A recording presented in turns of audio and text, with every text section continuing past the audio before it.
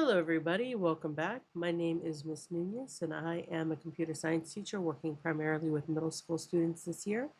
And today we are going to be doing Lesson 24, Mini Project Flyer Game, which is part of the Interactive Animations and Games unit in the CS Discoveries curriculum on code.org. So, before we get started, I want to point out to y'all is lesson 24 is pretty close to the end. After we do this flyer game, you're going to have one more real lesson in learning how to use functions. And then after that, we're going to be getting into actually creating our game. So, definitely start thinking about what you want to do, get prepared for that. But I just wanted to point out, like, this is the rest of the course. So with that, here we go. As always, we're going to start looking at the lesson resources and get started there. So we have a rubric, we have an activity guide, the resource that comes with everything that you've already seen a million times. Question of the day, how can the new types of collisions and modeling movement be used to create a game? So in this lesson, you will use what you've learned about simulating gravity and the different types of collisions to create a simple flyer game.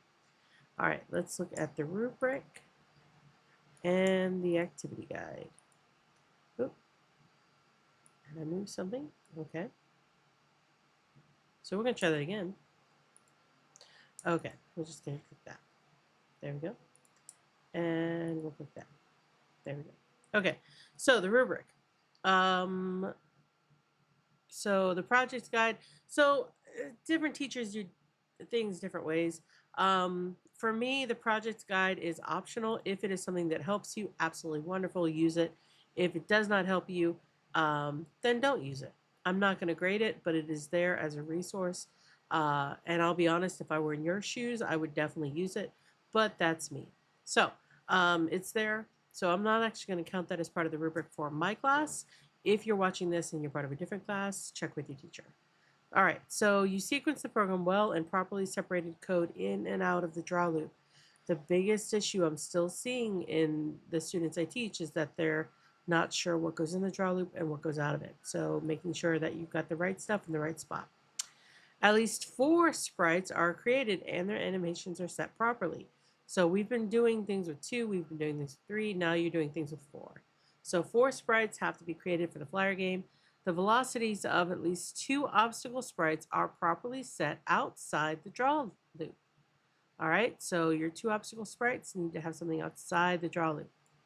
All right, your program has conditionals to respond to multiple types of user input that control the player sprite's movement inside the draw loop, which causes the sprite to respond as expected.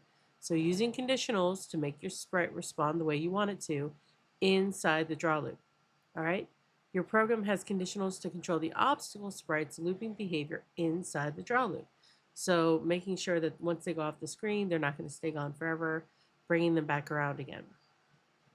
Your program has a conditional and at least 2 collision detection blocks to control multiple sprite interactions with the player inside the draw loop. So these 3 right here pretty much tell you what you need to do and where you need to put things, which is lovely. Actually, these 4.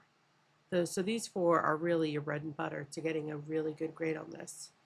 Last but not least, optional stretch feature. Your program properly creates at least 2 non-sprite variables such as score or health, updates them during the game, and properly displays the variable totals on the screen. So I'm not going to make this optional. Like, you need to do this. You need to have your health. You need to have your score. You need to practice having text on the screen. So that is not optional. So we're going to scratch that out and make that part of what you need to do for me. All right, so the project guide. So if you wanted to use the project guide, this would help you figure out what to put and where to put it. All right, so in this project, you'll use what you've learned to make a flyer game. There's a sample flyer game in Code Studio, and that is the one on the first level.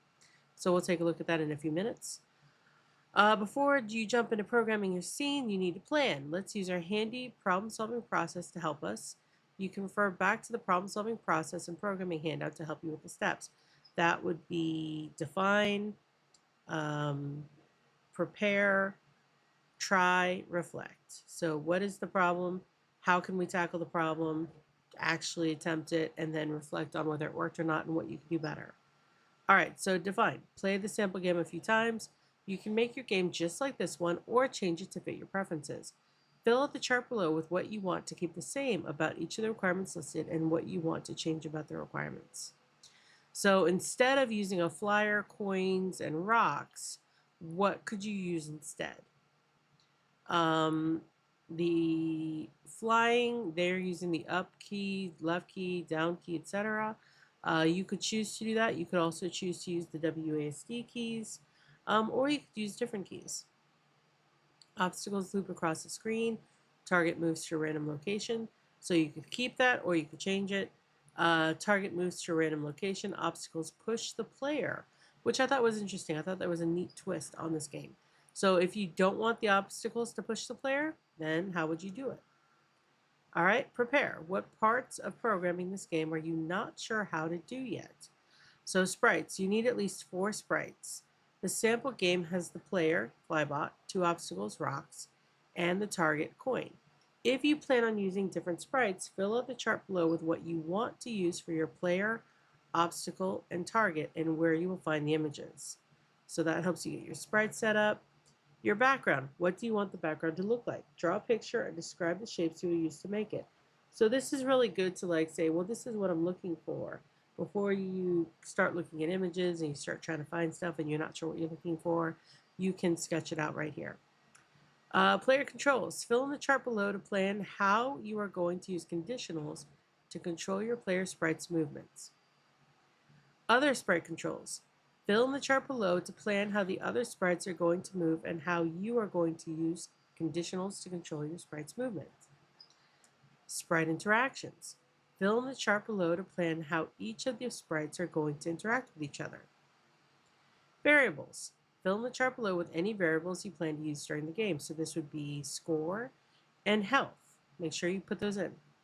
So once you've gotten approval for your design, go to Code Studio to create your game. Check your program to make sure it has everything it needs. And then you can reflect and what worked, what didn't work, what could work better. All right? So that's the project guide, that's the rubric, and then if we actually go to level 1, it will show you what the game sample looks like. So I'm going to adjust my screen a little bit so you can see it better. So if we press run, immediately, like they don't give you a warning time. All right, and so I just lost. We'll play it one more time. So reset and run. All right, so the rocks are kind of pushing me around. Okay, there we go. All right, and I'm trying to get over here. We're gonna see. Okay, and I lost him. So that's the game. All right. And with that, we have played it. We've gone through the project guide. We've gone through the rubric. With each of these levels, you want to go through them step by step because each level is going to be a different part. So make your sprites here, player controls here, player controls here, player controls here. Okay, so what's going on here? Yeah, so it's just different parts. Okay, so level 6 is the sprite movement.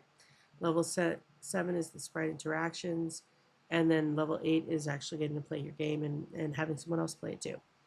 So 1 through 8, let's get into it. We got this. I'll see you on the next level.